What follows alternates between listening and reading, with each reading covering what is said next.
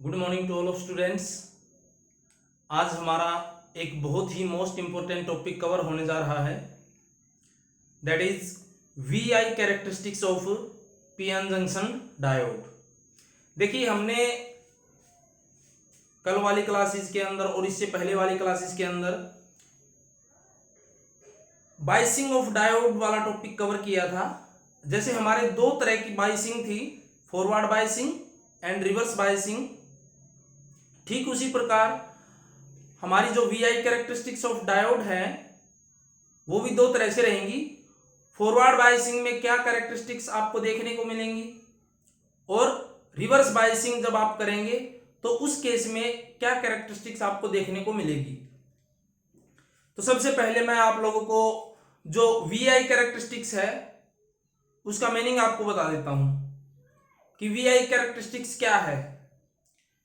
देखिए, जो डायोड को हम एक्सटर्नल वोल्टेज अप्लाई करते हैं उसके बीच में और जो डायोड के अंदर जो करंट फ्लो हो रहा है, इन दोनों के बीच में जो ग्राफ प्लॉट किया जाता है उसी को हम बोलते हैं VI characteristics of PN junction diode. Forward में अगर आप कनेक्ट करते हैं डायोड को फॉरवर्ड बायस कंडीशन में तो उसको हम फॉरवर्ड वीआई कैरेक्टरिस्टिक्स कह देंगे, और यदि उस डायोड को आप रिवर्स बायस कंडीशन में कनेक्ट करते हैं तो जो ग्राफ प्लॉट किया जाएगा इनपुट वोल्टेज यानी कि जो आपने वोल्टेज अप्लाई की है उसके और जो करंट डायोड के अंदर फ्लो कर रहा है, इन दोनों के बीच में जो ग्राफ प्लॉट किया जाएगा उसे हम कहेंगे reverse VI characteristics of PN junction diode. तो चलिए वन बाय वन हम आगे बढ़ाते हैं। तो आज का हमारा जो मेन टॉपिक रहेगा that is forward characteristics. Next class में हम स्टडी करेंगे रिवर्स कैरेक्टरिस्टिक्स।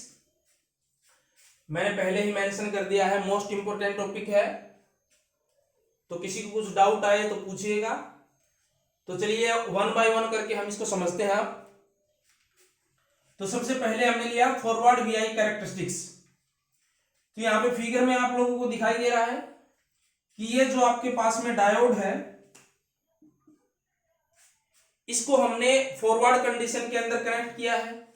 देखिए, ये आपके पास में क्या रहता है, एनोड टर्मिनल और ये कैथोड टर्मिनल।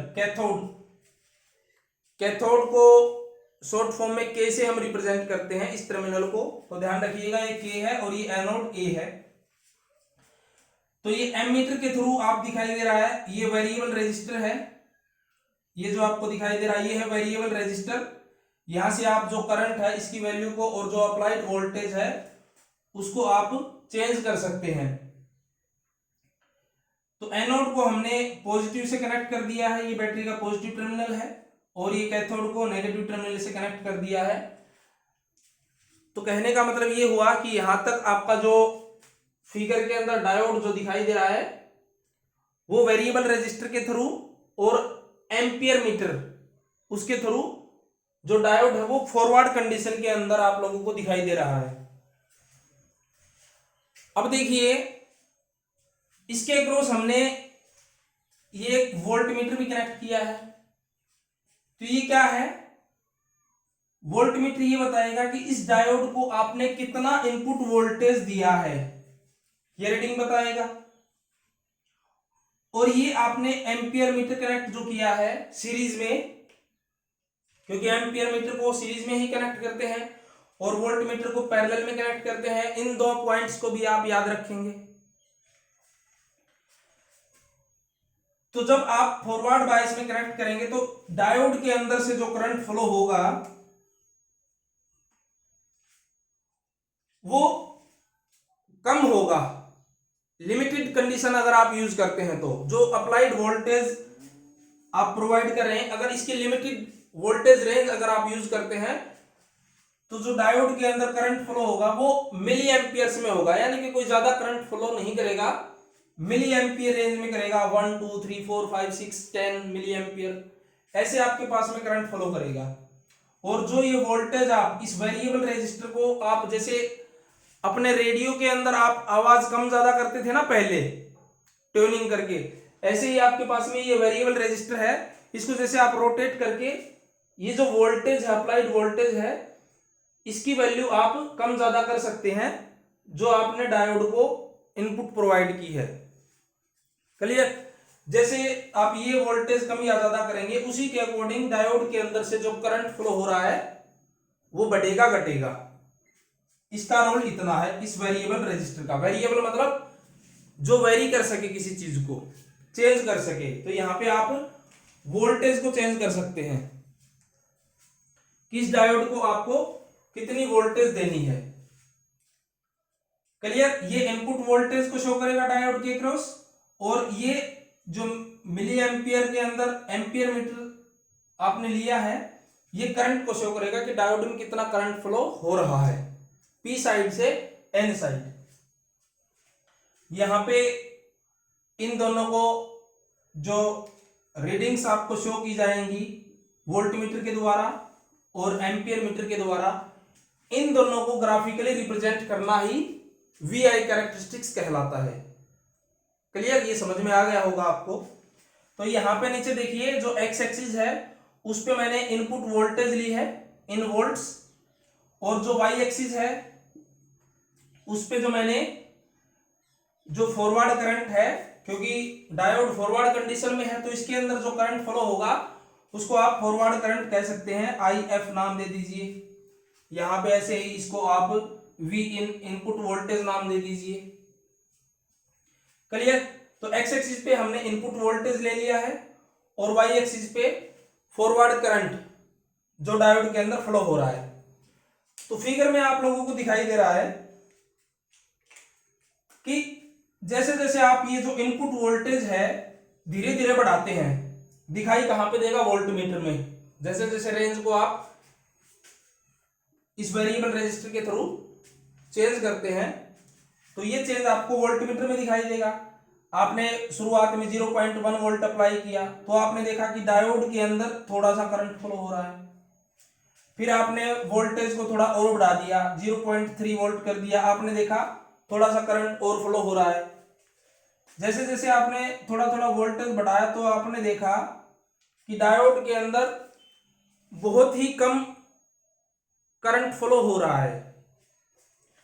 लेकिन जैसे ही एक पर्टिकुलर वोल्टेज लेवल पहुंच जाता है, मान लीजिए ये जो डायोड है हमारे पास में, ये अभी सिलिकॉन का डायोड है, दो ही तरह के हैं, सिलिकॉन और जर्मेनियम। तो यहाँ पे ये सिलिकॉन डायोड सिलिकॉन मटेरियल का बना हुआ है।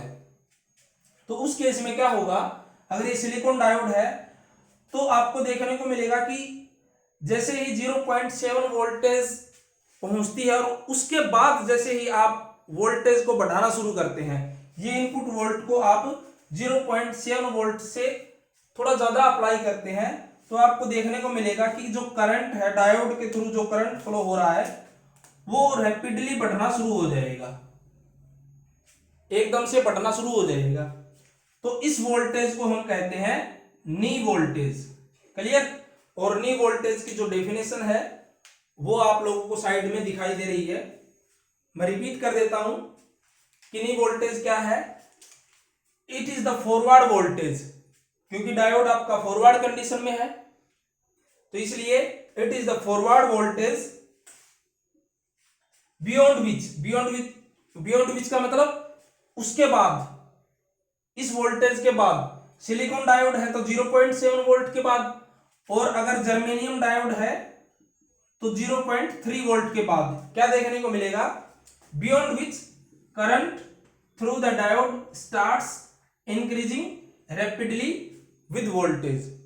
क्लियर? यानी कि इस वोल्टेज के बाद जैसे जैसे आप इनपुट वोल्टेज को बढ़ाएंगे, डायोड के अंदर जो करंट फ्लो हो रहा है वो भी वैसे वैसे लीनियर रिलेशनशिप में बढ़ना शुरू हो जाएगा। इसलिए लिखा हुआ है कि शोइंग लीनियर वेरिएशन।